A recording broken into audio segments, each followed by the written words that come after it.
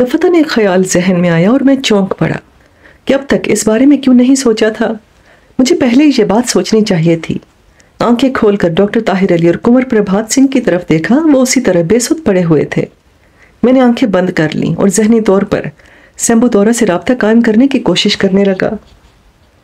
اس سلسلے میں سیمبو-تورا نے مجھے جس طرح مشق کرائی تھی اس کے مطابق عمل کرتا رہا۔ پہلے بھی پہاڑوں میں سیمبو-تورا سے ذہنی طور پر رابطہ قائم کر چکا تھا۔ تقریباً 15 منٹ تک میں مسلسل کوشش کرتا رہا، لیکن ذہن میں اس کی آواز نہیں گونجی۔ میرا ذہن سائیں سائیں کر رہا تھا، کانوں میں ہواؤں کا شور بج رہا تھا۔ میرے دماغ کی لہریں اطراف میں سیمبو-تورا کے ذہن کو تلاش کر رہی تھیں، لیکن جو محسوس ہوتا تھا جیسے اس کا ذہن سو رہا ہو یا پھر مردہ ہو چکا ہو۔ کوئی آواز مجھے محسوس نہیں ہوئی تھی اور دماغ کی لہریں کہیں جا کر نہیں رکی تھیں، جہاں تک کہ میرا سر دکھنے لگا۔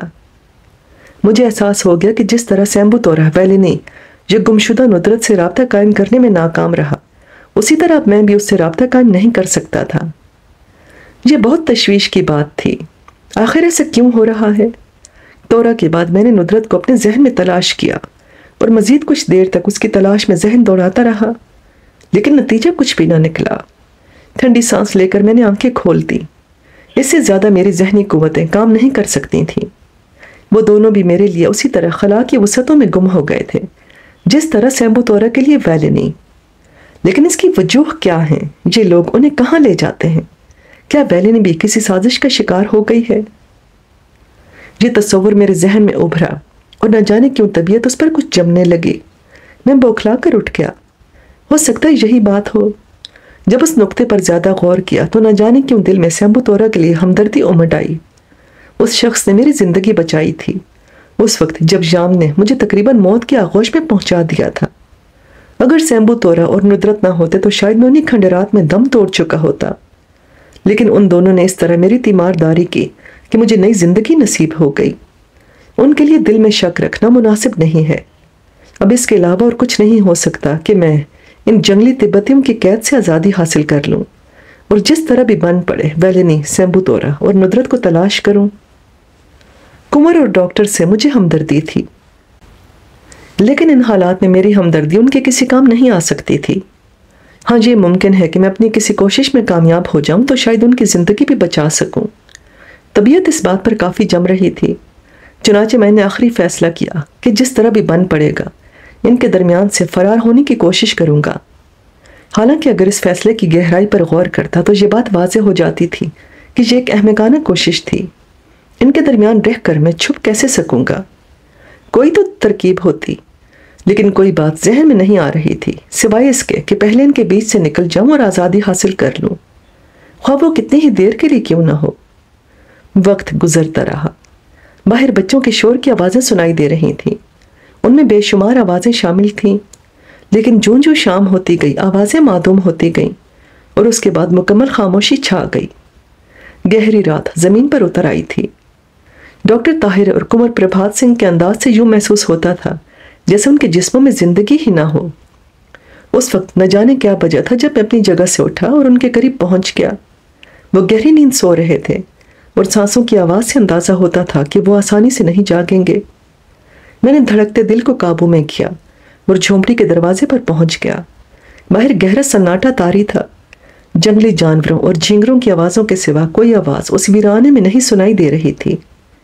میں نے جھونپڑی کے دروازے سے کان لگا کر پہرا دینے والوں کی نقل و حرکت کے بارے میں اندازہ لگانے کی کوشش کی، لیکن کچھ پتہ نہیں چل سکا۔ باہر بہت گہرا اندھیرا پھیلا ہوا تھا اور اس اندھیرے میں ان کے قدموں کی چاپ بھی گم ہو گئی تھی۔ تھوڑی دیر تک انتظار کرنے کے بعد میں نے آہستہ آہستہ جھونپڑی کا دروازہ کھسکایا۔ باہر اب بھی خاموشی چھائی ہوئی تھی۔ ذرا سا دروازہ کھول کر میں نے تاریکی میں نگاہیں دوڑائیں تو دو افراد کو زمین پر دراز پایا۔ ان کے نیزے ان کے برابر ہی رکھے ہوئے تھے۔ اب انتظار کرنا حماقت تھی، چنانچہ میں دروازہ کھول کر تیزی کے ساتھ باہر نکل آیا۔ مگر جیسے ہی میں نے باہر قدم رکھا پہرے داروں نے میری آہٹ سن لی۔ ان میں سے ایک نے سنبھل کر اٹھنے کی کوشش کی، لیکن میری طاقت پر لات اس کے سینے پر پڑی اور اس کے بعد میں اس کی گردن پر سوار ہو گیا۔ میری انتہائی کوشش تھی کہ اس کے منہ سے آواز نہ نکل سکے۔ میں نے اپنا دایاں ہاتھ اس کے گلے پر زور سے جمایا اور بایاں ہاتھ اس کے منہ پر رکھ کر پوری قوت سے دبا دیا۔ وہ شدید جدوجہد کر رہا تھا، لیکن اس کا بدن میرے گھٹنوں کے نیچے دبا ہوا تھا۔ میں نے اسے چیخنے نہیں دیا اور پھر میں نے پوری قوت سے ایک ضرب اس کے سینے پر لگائی۔ اس بار اس کے ہاتھ کا ایک حصہ برابر سوتے ہوئے پہرے دار کے جسم سے ٹکرا گیا اور وہ ہڑبڑا کر اٹھ بیٹھا۔ اب اس کے سوا کوئی چارہ کار نہیں تھا کہ میں اپنے شکار کا نیزہ ہاتھ میں سنبھال لوں اور اس سے نمٹ لوں۔ چنانچہ میں نے ایسا ہی کیا۔ دوسرے پہرے دار کو شاید صورتحال کا اندازہ تو نہیں ہو سکا تھا، لیکن اس نے فوراً ہی اپنا نیزہ سنبھالا اور آنکھیں پھاڑنے لگا۔ اتنی دیر میں نے اپنے شکار کا نیزہ اس کے سینے میں جھونک دیا تھا۔ اس کے حلق سے چیخ نکل گئی۔ وہ تڑپا، مچلا اور بالآخر بے سدھ ہو گیا۔ دوسری طرف میرا اولین شکار پہلے ہی بے سدھ ہو چکا تھا۔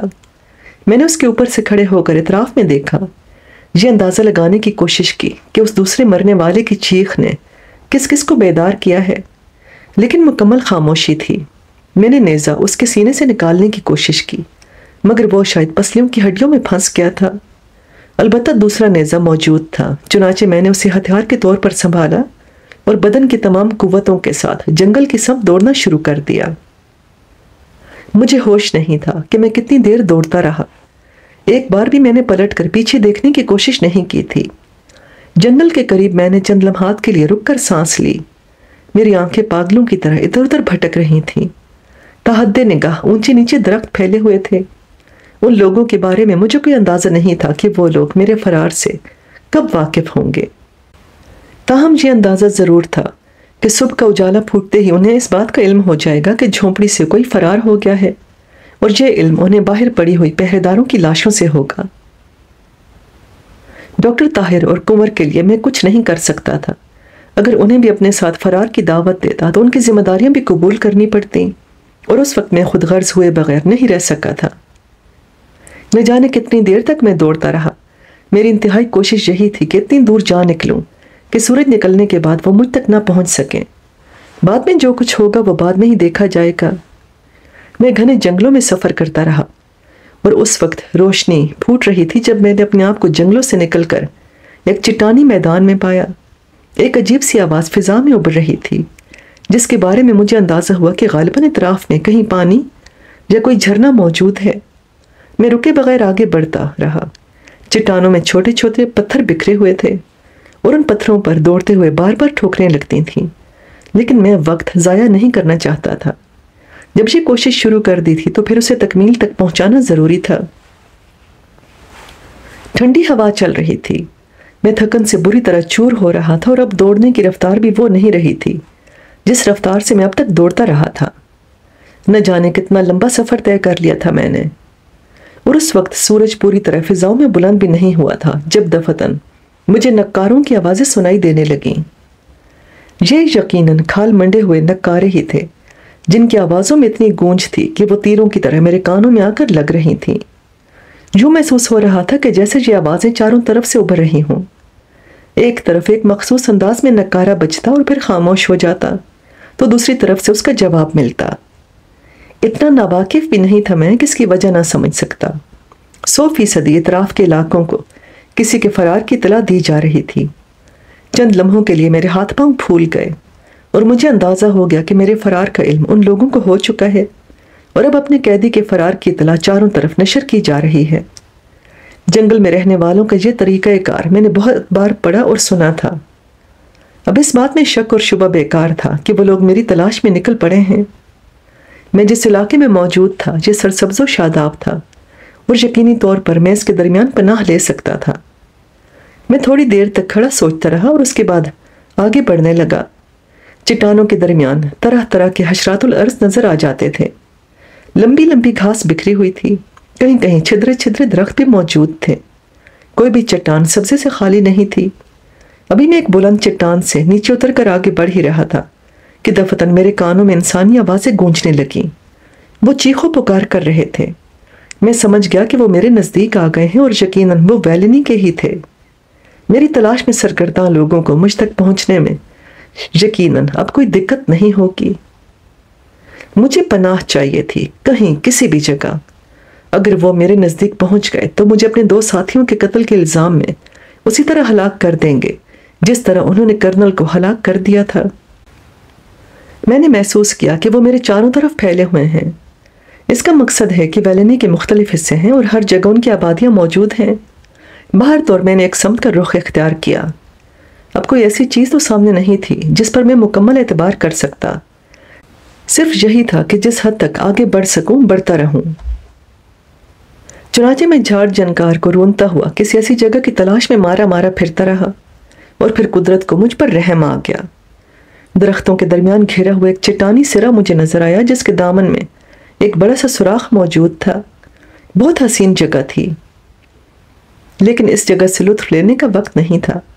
مجھے بس ان کی نگاہوں سے روپوش ہونا تھا۔ چنانچہ یہ اندازہ لگائے بغیر کہ اس غار میں کیا ہو سکتا ہے، میں اس میں داخل ہو گیا۔ غار کی سطح ہموار تھی، وہ بالکل تاریک تھا، لیکن اس میں آگے بڑھنے میں مجھے کوئی دقت نہیں ہوئی۔ میرا تو اندازہ یہی تھا کہ وہ صرف ایک چھوٹا سا غار ہے، لیکن اندر داخل ہو کر پتہ چلا کہ وہ کوئی غار نہیں بلکہ شاید کوئی سرنگ تھی۔ ممکن ہے کہ یہ درندوں کی پناہ گاہ ہو۔ ایسی حالت میں ایک چھوٹا سا نیزہ بھلا میری کیا مدد کر سکتا تھا؟ لیکن کیا ہی کیا جا سکتا تھا؟ اندر اگر درندے ہیں تو باہر اس سے بھی زیادہ وحشی درندے موجود تھے۔ ان کے دوڑنے کی آوازیں مجھے اپنے کانوں میں سنائی دے رہی تھیں۔ ایک لمحے کے لیے یوں محسوس ہوا جیسے ان میں سے کچھ غار کے قریب پہنچ گئے ہیں۔ شاید مجھے دیکھ لیا گیا تھا۔ میں رکے بغیر اس سرنگ میں آگے بڑھتا رہا کہ کم از کم اس کے آخری حصے تک ہی پہنچ جاؤں، تاکہ ان لوگوں کو مجھے تلاش کرنے میں ہی کچھ دقت ہو۔ سینہ دھونکنی بنا ہوا تھا۔ نیزہ ہاتھ میں سنبھالے میں ایک دیوار سے ٹک کر کھڑا ہو گیا اور انتظار کرنے لگا کہ وہ کب غار میں داخل ہوں۔ آوازیں مجھے سر کے اوپر بھی محسوس ہو رہی تھیں اور غار کے دہانے کے پاس بھی۔ غالباً وہ لوگ اس چٹان پر چڑھ گئے تھے اور اوپر سے مجھے تلاش کر رہے تھے۔ سانسوں کو قابو میں کرتے ہوئے میں نے اپنے آپ کو سنبھالا اور سوچا کہ بزدلی کی موت مرنے کے بجائے بہتر ہے کہ ان سے جنگ کرتے ہوئے مروں۔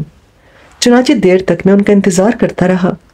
ان کی آوازیں اب بھی قریب تھیں، لیکن جو محسوس ہوتا تھا جیسے ان میں سے کوئی بھی غار کے اندر داخل نہ ہوا ہو۔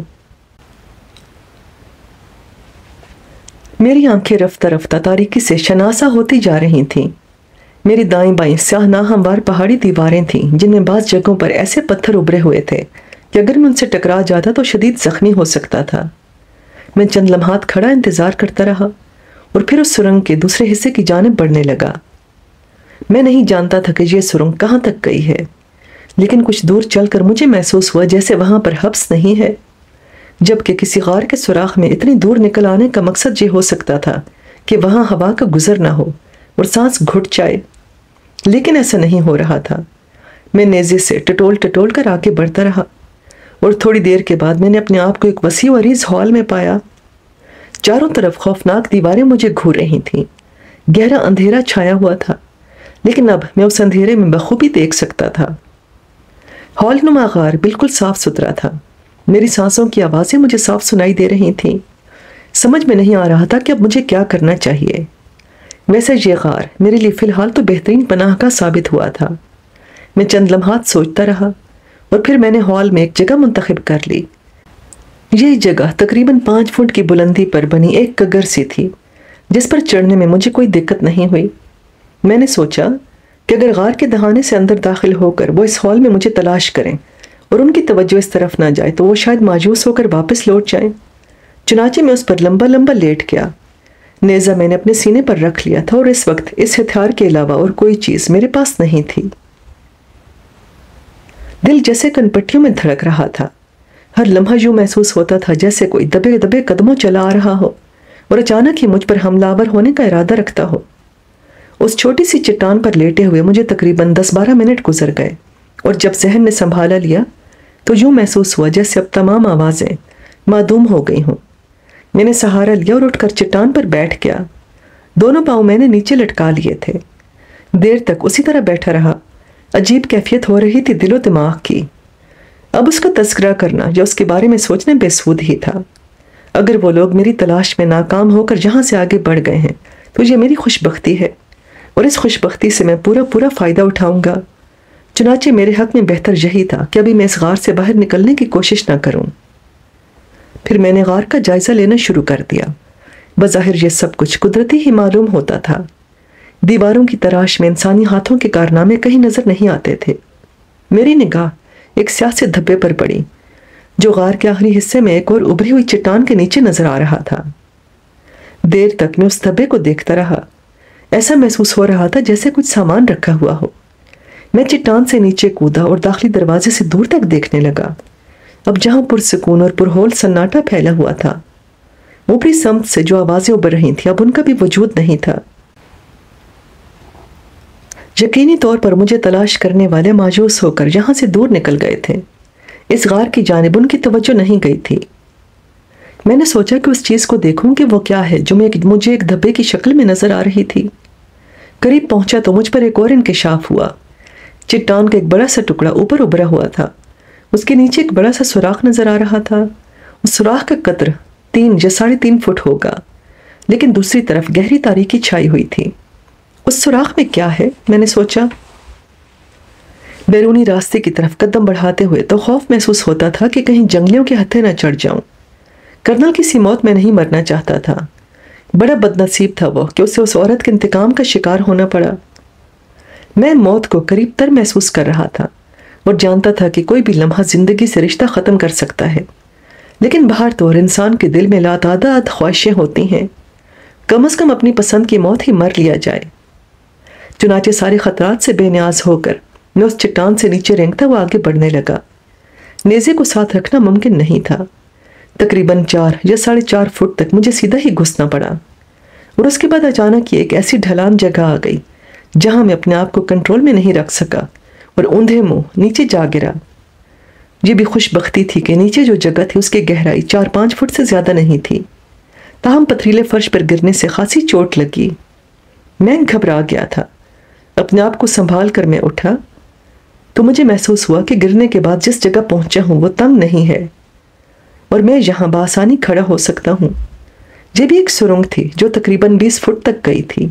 میں اس میں آگے بڑھنے لگا اور جب اس کے آخری سرے تک پہنچا تو مجھے محسوس ہوا کہ جہاں انسانی ہاتھوں کی تراش خراش موجود ہے، یہ سیڑھیاں تھیں جو نیچے گہرائی میں اترتی چلی گئی تھیں۔ مجھے حیرت ہونے لگی، یہاں کیا ہے؟ میں نے سوچا یقیناً کچھ نہ کچھ ضرور ہوگا، ورنہ یہ سیڑھیاں یہاں نہ بنائی جاتی۔ اگر عام حالات ہوتے تو ایسی خوفناک جگہ پر کلیجہ پھٹ بھی سکتا تھا۔ خوف اور دہشت کے مارے بدن میں لہو منجمد ہو سکتا تھا، لیکن اب جن حالات میں زندگی گزر رہی تھی ان میں خوف بے حقیقت ہو کر رہ گیا تھا۔ چنانچہ میں سیڑھیاں طے کرتا ہوا ایک بار پھر ایک چوڑے اور بڑے سے ہال میں پہنچ گیا۔ عجیب و غریب کیفیت تھی اس ہال کی۔ تاریکی چھائی ہوئی تھی، لیکن دیواروں میں نصب مشعلیں صاف نظر آ رہی تھیں جو بجھی ہوئی تھیں۔ میں متحجرانہ انداز میں دیواروں کو ٹٹولتا ہوا آگے بڑھنے لگا۔ روشنی اب اتنی بھی نہیں تھی کہ مجھے ہر چیز واضح نظر آ جاتی۔ مشعلوں کا اندازہ بھی بس اتفاق سے ہی ہو گیا تھا۔ ایک مشعل کے نزدیک پہنچ کر میں رکا اور یہ اندازہ لگانے کی کوشش کرنے لگا کہ اس کی کیا کیفیت ہے۔ نیچے ایک ابھرے ہوئے پتھر پر مجھے ایک ایسی چیز نظر آئی جسے دیکھ کر میں چونک پڑا۔ یہ الیکٹرانک لائٹر تھا۔ اس لائٹر کی یہاں موجودگی میرے لیے جتنی تعجب خیز ہو سکتی تھی اس کا اندازہ لگایا جا سکتا ہے۔ لائٹر ہاتھ میں اٹھا کر میں نے اس کا بٹن دبایا تو ایک چھوٹا سا شعلہ اس سے بلند ہوا۔ میں نے اس شعلے سے مشعل کے ساتھ لگایا تو مشعل فوراً ہی روشن ہو گئی۔ مشعل کی ملکجی اور دھندلی روشنی میں غار کا ماحول نمایاں ہو گیا تھا۔ دیواروں پر سائے رینگ رہے تھے۔ نہ جانے مجھے کیا سوجی کہ میں نے مشعل اس کی جگہ سے ہٹا لی۔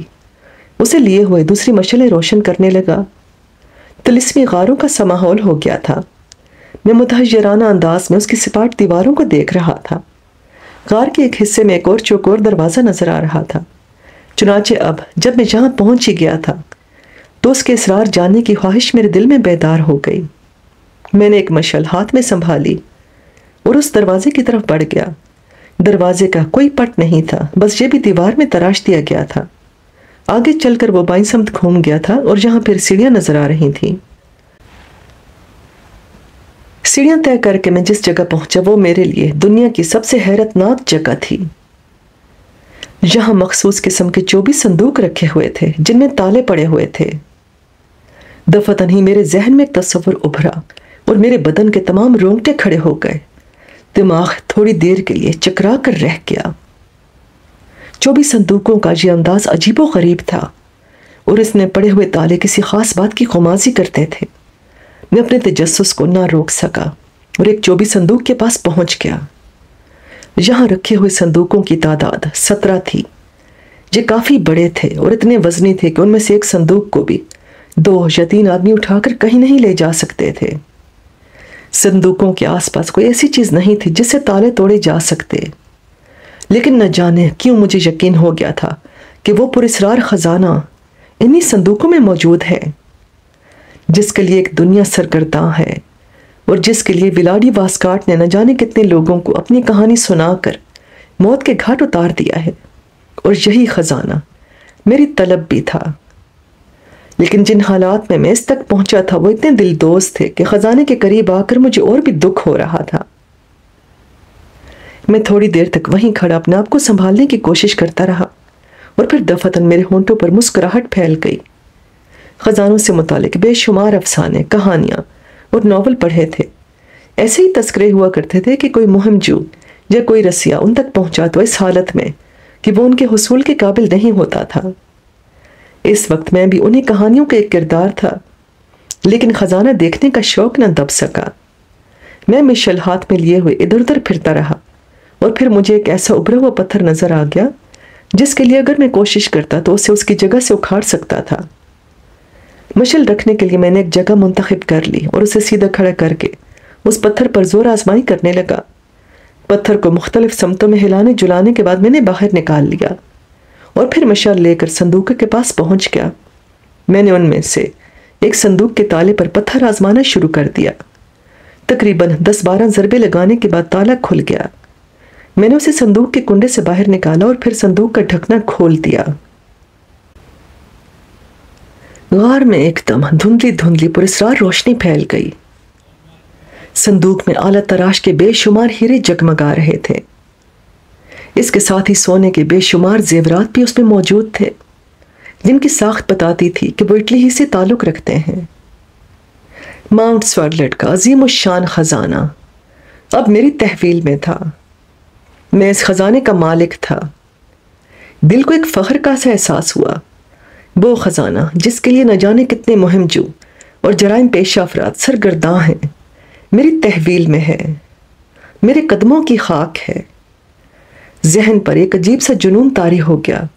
میں نے چند ہیرے اٹھا کر انہیں قریب سے دیکھا، سونے کے زیورات کو مٹھیوں میں پکڑ پکڑ کر اٹھایا اور انہیں نیچے گرانے لگا۔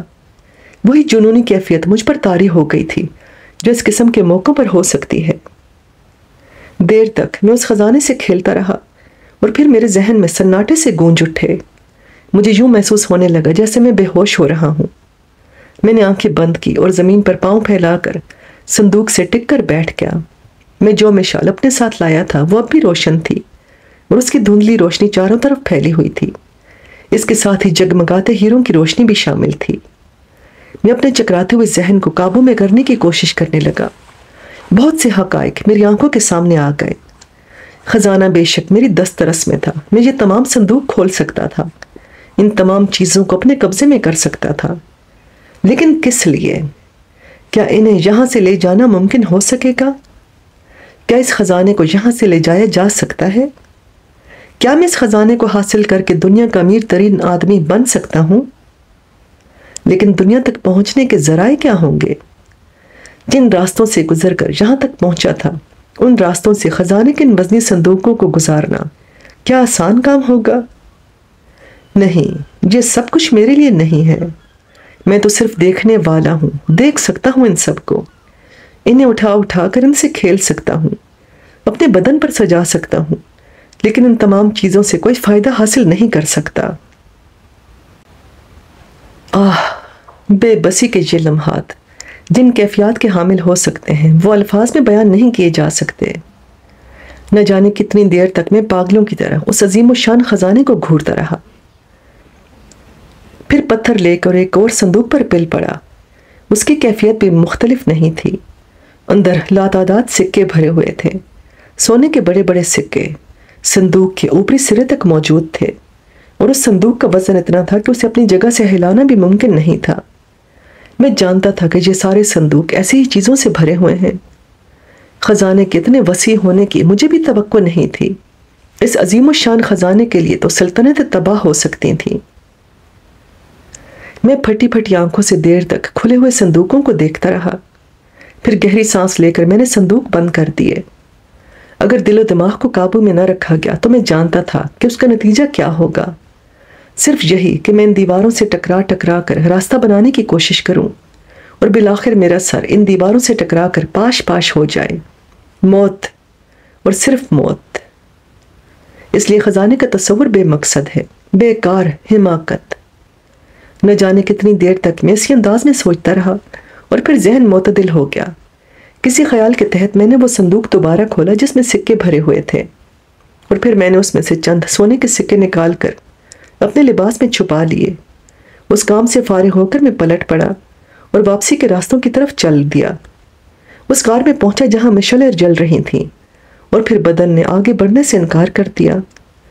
بہتر ہے کہ جہاں بدن کو کچھ آرام دیا جائے، اسی خیال کے تحت میں زمین پر لیٹ گیا اور آنکھیں بند کر لیں۔ جلتی ہوئی مشال میں نے اسی جگہ لگا دی تھی جہاں سے اسے نکالا تھا۔ میرے ذہن پر عجیب سا عالم طاری تھا، دماغ گھوما محسوس ہو رہا تھا، یوں لگ رہا تھا جیسے در و دیوار ہل رہے ہوں اور ہر چیز چکرا رہی ہو۔ زور سے آنکھیں بھینچ کر میں نے دماغ کو پرسکون کرنے کی کوشش کی اور دیر تک اسی طرح پڑا رہا۔ تب اچانک پیٹ میں ایک ٹیس سی اٹھی اور مجھے احساس ہوا کہ میں بھوکا ہوں۔ اس کے ساتھ ہی ہونٹوں پر شدید تپش محسوس ہو رہی تھی، پیاس بھی تھی۔ میرے رونگٹے کھڑے ہو گئے۔ غار میں تمام چیزیں موجود تھیں، لیکن بدن کا دوزخ بھرنے کا کوئی انتظام نہیں تھا۔ سارے خزانے تھوڑی سی خوراک کے آگے ہیچ ہو جاتے ہیں۔ پانی کے چند قطرے اور غذا کا تھوڑا سا حصہ اس خزانے سے کہیں زیادہ قیمتی ہو سکتا ہے۔ یہ تمام تجربات مجھے ذاتی طور پر ہو رہے تھے۔ تھوڑی دیر تک میں سوچتا رہا اور پھر میں نے فیصلہ کیا کہ جس طرح بھی ممکن ہو سکے ان غاروں سے نکل جانا بہتر ہوگا، ورنہ یہیں پر بھوک پیاس کی شدت سے دم توڑنا پڑے گا۔ اس روح فرسا تصور نے مجھے پہلے سے کہیں زیادہ مستعد اور چوکنا کر دیا۔ واپسی کے راستے بڑی مہارت اور ذمہ داری کے ساتھ طے کرتا ہوا بالآخر میں غار کے اس حصے میں آ گیا جہاں سے باہر نکلنے کے بعد کھلی فضا میں سانس لی جا سکتی تھی۔ میں نے دہانے پر کھڑے ہو کر آہٹیں لی اور اس کے بعد دہانے سے باہر نکل آیا۔ دل میں یہی خیال تھا کہ پیٹ بھرنے کے لیے غذا تلاش کروں اور واپس اسی جگہ آ جاؤں۔ فی الحال یہ جگہ میرے لیے محفوظ ترین تھی، کیونکہ وہ لوگ اس جگہ سے میری تلاش میں مایوس ہو کر واپس جا چکے تھے۔ لیکن تاحد نگاہ کوئی ایسی چیز نظر نہ آئی جسے خوراک کے طور پر استعمال کیا جا سکتا ہو۔ گھاس تھی یا پھر درخت جن میں پتوں کے علاوہ اور کوئی چیز نہیں تھی۔ اس وقت تو کوئی بھی چیز میرے لیے قابل قبول ہو سکتی تھی، بشرطے کہ وہ غذا کے طور پر استعمال کی جا سکے۔ کوئی ایسا درخت جس میں اور کچھ نہ ہو، کم از کم جنگلی پھل ہی لگے ہوں، خواہ ان کی نوعیت کچھ بھی ہو۔ میں کسی ایسے ہی درخت کی تلاش میں غار سے کافی دور نکل آیا۔ بھوک اور پیاس اب انتہائی شدت اختیار کر چکے تھے۔ نہ جانے کب سے میں نے کھانا نہیں کھایا تھا، نہ پانی پیا تھا۔ دماغ ساتھ چھوڑتا جا رہا تھا۔ بمشکل تمام جو قوتیں مجتمع کی تھیں وہ بحال نہیں رہی تھیں۔ پاؤں لڑکھڑا رہے تھے، زبان خشک ہو گئی تھی اور ہونٹوں پر پپڑیاں جم گئی تھیں۔ میں دیوانوں کے سے انداز میں آگے بڑھتا رہا۔ میری آنکھیں کسی ایسی چیز کو تلاش کر رہی تھیں جسے کسی بھی طور کھایا جا سکے، لیکن کوئی جانور تک نظر نہ آیا۔ جو لگتا تھا جیسے قدرت کو میرا پیٹ بھرنا منظور نہ ہو۔ اسی تگ و دو میں کافی دیر گزر گئی۔ اب آنکھوں کے سامنے ترمرے سے ناچنے لگے تھے اور پیاس کی شدت ناقابل برداشت ہو گئی تھی۔ میرے حلق سے کراہیں نکلنے لگیں۔ وہ نیزہ جو واپسی میں نے اپنے ساتھ لے لیا تھا، زمین پر ٹکا کر میں چند قدم مزید آگے بڑھا، اور جب پیروں میں آگے بڑھنے کی سکت نہ رہی تو وہیں بیٹھ گیا۔ بینائی ساتھ چھوڑتی جا رہی تھی۔ آس پاس کی چیزیں دھندلی نظر آ رہی تھیں۔ اوپر سورج چمک رہا تھا اور دھوپ کی شدت ایسی تھی کہ بدن میں گویا آگ لگی جا رہی تھی، لیکن اب میں کچھ نہیں کر سکتا تھا۔ سوچنے سمجھنے کی قوتیں آہستہ آہستہ مفلوج ہوتی جا رہی تھیں۔ پھر میں زمین پر ہی لیٹ گیا اور اس کے بعد میں رفتہ رفتہ حواس سے بیگانہ ہو گیا۔ نہ جانے کتنی دیر اسی عالم میں گزری اور پھر ہوش آ گیا۔ وہی کیفیت تھی، کوئی فرق نہیں محسوس ہو رہا تھا۔ رفتہ رفتہ سوچنے سمجھنے کی قوتیں بحال ہوئیں تو میں نے آس پاس کا جائزہ لیا اور یہ دیکھ کر بری طرح اچھل پڑا کہ یہ وہ جگہ نہیں تھی جہاں میں زمین پر ٹک کے بیٹھا تھا، بلکہ اس بار پھر میں کسی غار میں ہی موجود تھا۔ بدن کے نیچے پتھریلی زمین تھی، اطراف میں دیواریں نظر آ رہی تھیں۔ میں نے متحیرانہ انداز میں چاروں طرف دیکھا اور پھر زمین پر ہاتھ ٹکا کر اٹھنے کی کوشش کی اور اس میں کامیاب ہو گیا۔ غار سنسان تھا، اس میں نیم تاریکی کی سی کیفیت تھی اور اس کے بارے میں اندازہ نہیں ہو پا رہا تھا کہ کون سی جگہ ہے۔ میں نے اپنی جسمانی قوتیں بحال کر کے ایک زوردار آواز منہ سے نکالی۔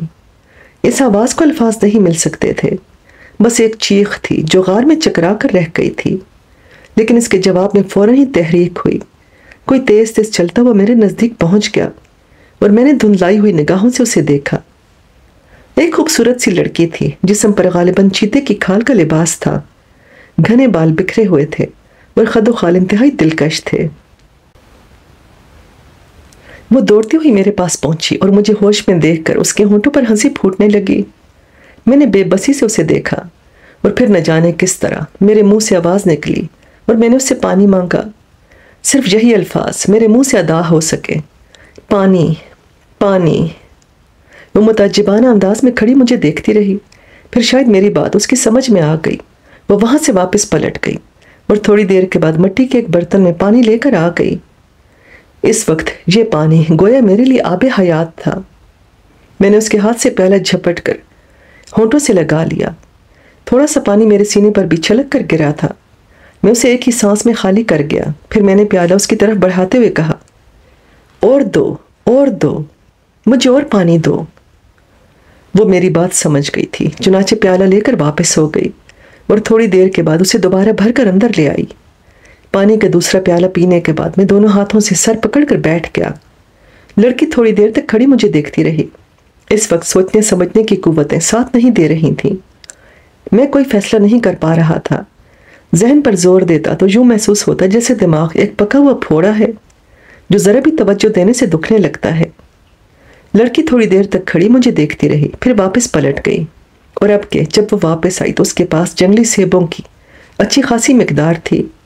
میں نے یہ سیب بھی اس سے اسی انداز میں جھپٹ لیے۔ پانی پینے سے جو نکاہت بڑھ گئی تھی، سیبوں کے کھانے سے رفتہ رفتہ دور ہونے لگی۔ پیٹ میں غذا پہنچی تو پپوٹے بھاری ہونے لگے۔ ایک عجیب سی مدہوشی طاری ہونے لگی تھی۔ اس میں نیند کا کوئی تصور نہیں تھا، بس پورا بدن ایک عجیب سی سنسناہٹ کا شکار تھا۔ میں اب سوچ سمجھ سکتا تھا، بس آنکھیں نہیں کھولی جا رہی تھیں۔ اس غار تک میں اپنے قدموں پر چل کر نہیں پہنچا تھا، کوئی مجھے اٹھا کر جہاں تک لایا تھا۔ کون ہو سکتا ہے وہ؟ کیا یہ لڑکی؟ کیا یہ غار کسی آبادی میں ہے؟ لڑکی کے بارے میں ایک نگاہ دیکھ کر ہی یہ اندازہ ہو گیا تھا کہ یہ انہیں تبتی وحشیوں سے تعلق رکھتی ہے۔ اس کا لباس، اس کا انداز یہی سب کچھ بتاتا تھا۔ اگر اس نے مجھے نیم بے ہوشی کے عالم میں پایا اور کسی طرح مجھے یہاں تک لے آئی تو اس کا مقصد ہے کہ اس کے دل میں میرے لیے ہمدردی کے جذبات جاگے ہیں۔ اس کیفیت سے کوئی فائدہ کیوں نہ حاصل کیا جائے، لیکن کس طرح، کیا، کیسے؟ میں سوچتا رہا۔ آنکھیں بند تھیں، اس لیے یہ اندازہ نہیں ہو رہا تھا کہ لڑکی میرے پاس ہی موجود ہے یا یہاں سے چلی گئی۔ یہ بھی نہیں معلوم تھا کہ دوسرے لوگوں کو اس نے میرے بارے میں بتا دیا یا صرف ابھی تک خود ہی میری یہاں موجودگی سے واقف ہے۔ بات کرنے کا کوئی ذریعہ نہیں تھا، وہ میری زبان نہیں سمجھ سکتی تھی اور نہ میں اس کی زبان بول سکتا تھا۔ آہستہ آہستہ ذہنی تھکن بھی دور ہوتی گئی اور میرے ذہن پوری طرح بیدار ہو گیا۔ آنکھیں کھول کر دیکھا، لڑکی مجھ سے کچھ فاصلے پر بیٹھی ہوئی مجھے دیکھ رہی تھی۔ میں نے ہلکی سی کراہ کے ساتھ ہاتھ زمین پر ٹکائے اور اٹھ کر بیٹھ گیا۔ میں تم سے کس طرح گفتگو کروں لڑکی؟ میں نے اسے دیکھتے ہوئے کہا۔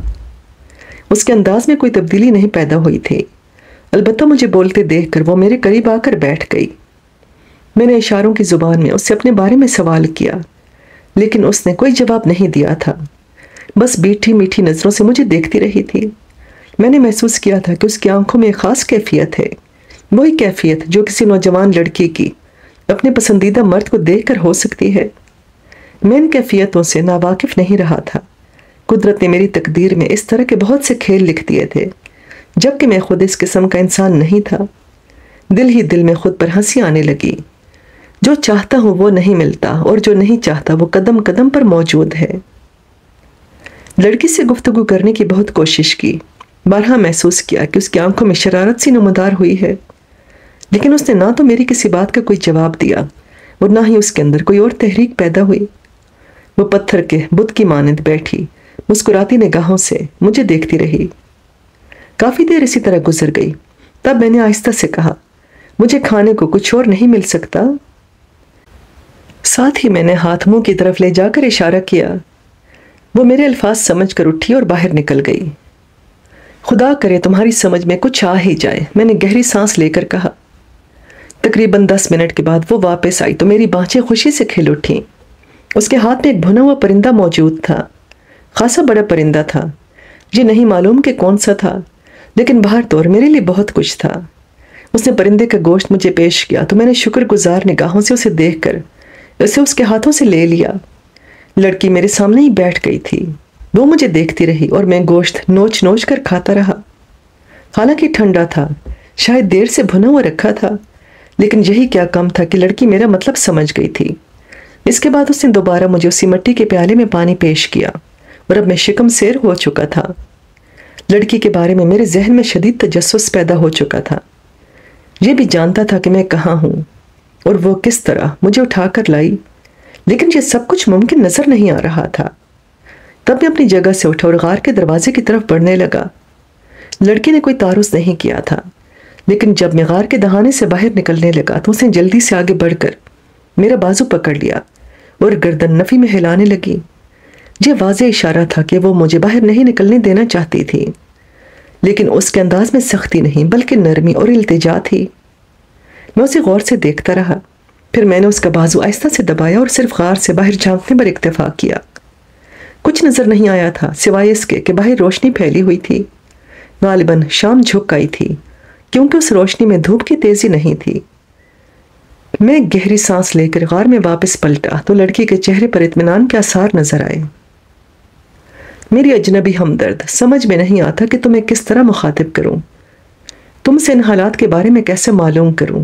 باہر طور میں تمہارا شکر گزار ہوں کہ تم نے کسی بھی جذبے کے تحت صحیح اس وقت میری مدد کی ہے جبکہ میں بے بس ہو چکا تھا، میں نے کہا اور لڑکی کو بازو سے پکڑ کر اپنے سامنے بٹھایا۔ اس کے انداز میں کوئی بے چینی یا کوئی ایسی بات نہیں تھی جس سے یہ اظہار ہوتا کہ وہ یہاں سے چلی جانا چاہتی ہو۔ پتہ نہیں کس طرح اسے اتنی فرصت مل گئی تھی۔ مجھے خود بھی یہ خیال گزرا کہ کہیں لڑکی کی یہ ہمدردی میرے لیے مصیبت نہ بن جائے۔ یقیناً اس کے کچھ اور بھی لاواحقین آس پاس موجود ہوں گے جو اس کی طویل گمشدگی سے پریشان ہو کر اسے تلاش کرنے نکل پڑیں گے، اور کہیں اس طرح میری نشاندہی نہ ہو جائے۔ میں نے اشاروں کی زبان میں اسے یہ بات سمجھانے کی کوشش کی۔ اردو اور انگریزی زبان میں بھی بہت کچھ کہا، لیکن وہ صرف مسکرانا جانتی تھی، یا پھر ایک آدھ بات سمجھ جاتی تو صرف اشاروں میں ہی اس کا جواب دیتی تھی۔ اس نے یہاں سے جانے پر آمادگی نہیں ظاہر کی تھی، یہاں تک کہ رات ہو گئی اور پھر تاریکی پھیل گئی۔ میں بے چینی سے کئی بار غار کے دروازے تک جا چکا تھا، لیکن ان اطراف میں انسانوں کی آمد و رفت نہیں ہوتی تھی، اور یہ تو سوچنا ہی غلط تھا کہ وہ انسانوں سے دور کوئی جگہ ہوگی۔ آس پاس نہ صحیح کچھ فاصلے پر جہاں کوئی نہ کوئی بستی ضرور موجود ہوگی۔ باہر طور تقدیر پر شاکر رہنا ضروری تھا۔ حالات کا اندازہ لگائے بغیر یہاں سے نکلنے کی کوشش حماقت ہو سکتی تھی۔ چنانچہ میں رات گہری ہونے کا انتظار کرنے لگا، اور پھر جب مجھے اندازہ ہو گیا کہ رات کافی گہری ہو چکی ہے تو میں لڑکی کا بازو پکڑ کر باہر آ گیا۔ اس بار اس نے غار سے نکلنے پر کوئی تعارض نہیں کیا تھا، بلکہ اس نے غار سے نکلنے کے بعد میرا بازو پکڑا اور ایک سمت چلنے لگی۔ میں خاموشی سے اس کے ساتھ ساتھ آگے بڑھنے لگا۔ چاند آہستہ آہستہ پہاڑوں کی اوٹ سے نمودار ہو رہا تھا اور ماحول پر سنہری چادر پھیلتی جا رہی تھی۔ وہ مجھے ایک ٹیلے کے قریب لے گئی اور اس پر چڑھنے کا اشارہ کیا۔ میں نے اس کی اس ہدایت پر عمل کیا تھا۔ ٹیلے کے اوپر پہنچ کر میں نے دوسری سمت دیکھا تو میرے خیال کی تصدیق ہو گئی۔ جہاں ایک باقاعدہ آبادی پھیلی ہوئی تھی، یہ لڑکی یقیناً اس بستی سے تعلق رکھتی تھی۔ میں نے اس کے شانے پر ہاتھ رکھ کر آبادی کی طرف اشارہ کیا اور اس نے اس بات میں گردن ہلا دی، جس سے اس بات کی تصدیق ہو گئی کہ وہ اسی آبادی کی رہنے والی ہے۔ تب میں نے مختلف طریقوں سے اسے سمجھانے کی کوشش کی کہ وہ واپس چلی جائے، کہیں اس کے گھر والے اس کی تلاش میں یہاں نہ پہنچ جائیں۔ اس بات کے جواب میں اس نے نفی میں گردن ہلائی اور وہیں ایک چٹان پر بیٹھ گئی۔ چاندنی میں وہ پہلے سے کہیں زیادہ حسین معلوم ہو رہی تھی۔ ہلکی ہلکی ہوا چل رہی تھی اور اس کے بال ہوا میں اڑ رہے تھے۔ اس کی آنکھوں میں ایک انوکھی چمک تھی اور وہ چمکیلی نگاہوں سے مجھے دیکھ رہی تھی۔ پتلے پتلے گلابی ہونٹوں پر حسین مسکراہٹ پھیلی ہوئی تھی۔ میں نے آنکھیں بند کر کے گردن ہلائی اور کہنے لگا، بدقسمتی ہے میری کہ تمہاری اس عنایت کا جواب تمہارے حسب منشا نہیں دے سکتا۔ جواب بھلا کیا مل سکتا تھا؟ وہ تو بس دیکھنا اور مسکرانا جانتی تھی۔ چاند اب پوری طرح ابھر آیا تھا اور چاندنی اور تیز ہو گئی تھی۔ اس چاندنی میں بستی صاف نظر آ رہی تھی، لیکن اب اس کے درمیان چہل پہل ختم ہو گئی تھی۔ تقریباً آدھی رات تک میں لڑکی کے ساتھ اسی طرح بیٹھا رہا۔ اشاروں اگر کچھ باتیں ہو جاتی اور وہ سمجھ لیتی تو اشاروں میں ہی جواب دے لیتی، ورنہ خاموش ہوتی۔ اس دوران وہ مسطح جگہ اطمینان سے لیٹ گئی تھی۔ میرے ذہن میں کئی بار عجیب سی کیفیات بیدار ہوئیں۔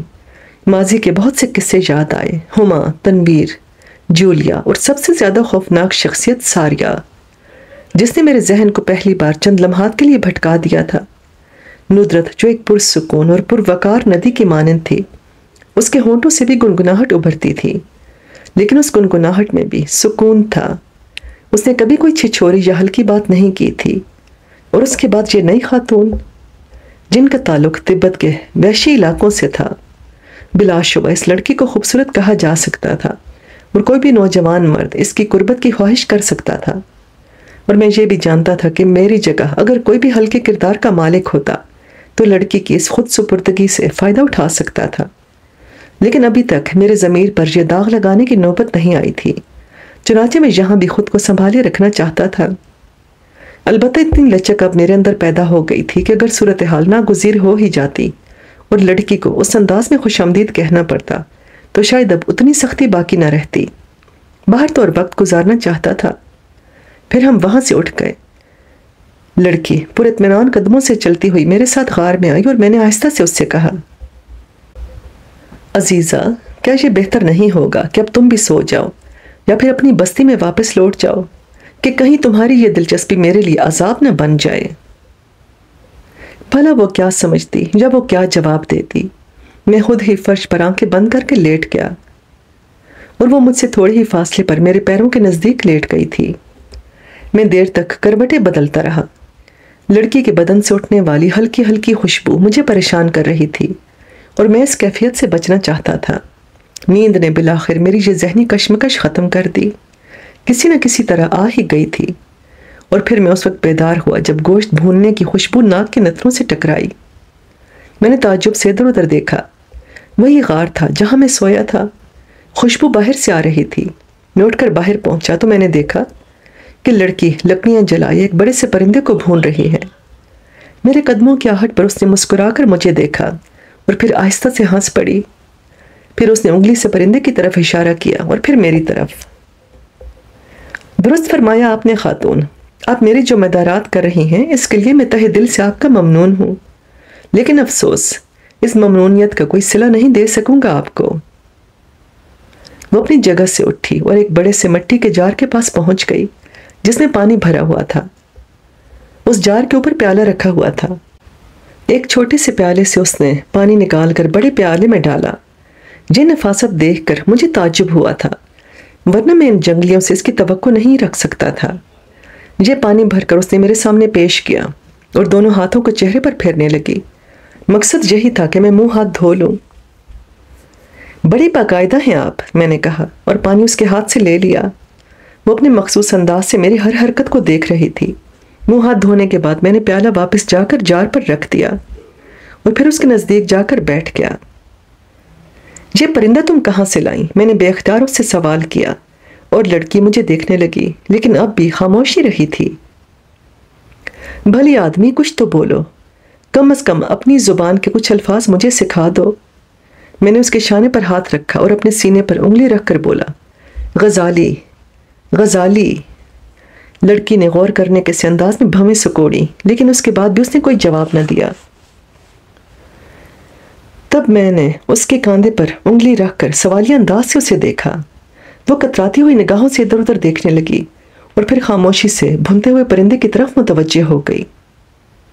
کیا تم گونگی ہو؟ میں نے تعجب سے کہا۔ اگر گونگی نہیں ہو تو اپنی زبان کو کوئی لفظ تو بول سکتی ہو، کوئی بھی، میں نے کہا، اور وہ مجھے خاموش نگاہوں سے دیکھتی رہی۔ تب مجھ پر جھنجھلاہٹ سوار ہو گئی۔ لعنت ہے مجھ پر، تم اشاروں کی زبان کا جواب بھی نہیں دے سکتی۔ نہ دو بھائی، کھلا پلا رہے ہو یہی کافی ہے۔ भुना हुआ परिंदा उसने मेरे सामने रख दिया। तब मैंने उसकी तरफ इशारा किया और उसने परिंदे की एक टांग तोड़कर अपने हाथ में ले ली।